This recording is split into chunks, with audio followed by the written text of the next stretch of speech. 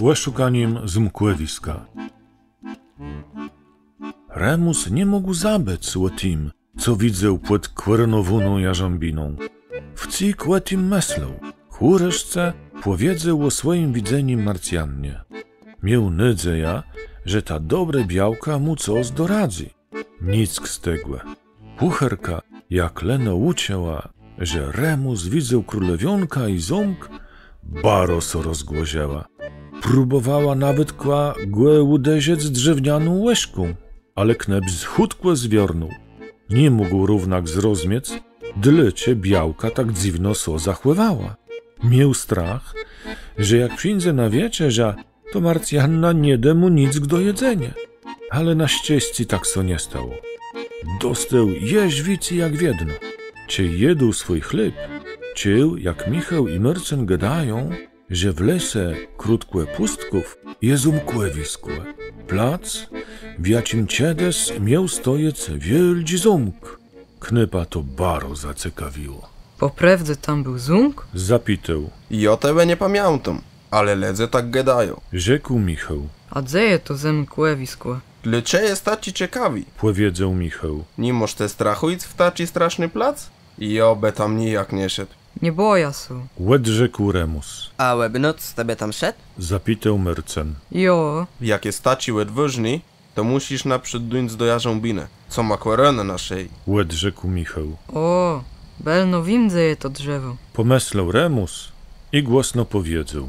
A co dali? Dali icko i prosto w las, jaż do rzeci.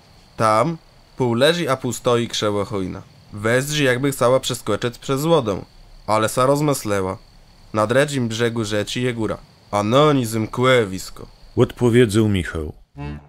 Tam ich gotka ciała Marcjanna chterna błejała so, że Remusowi może so coś stać i szkalowała na niego, żeby nijak tam nie szedł.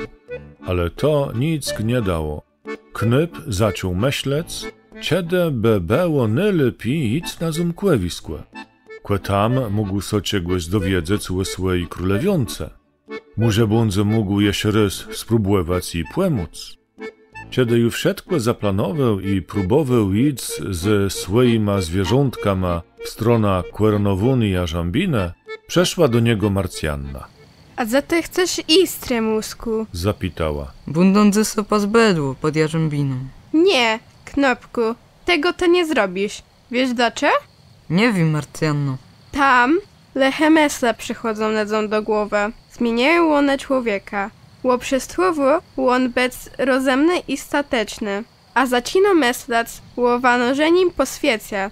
I zabywy o roboce. Skąd wy o tym wiece, Marcjanno? Rzekł Remus. Był mieszkał czedes na ich pustkach jeden chłop, co dał se osamantać tym myślom. Mógł być wildzing bura, a poszedł w daleci świat.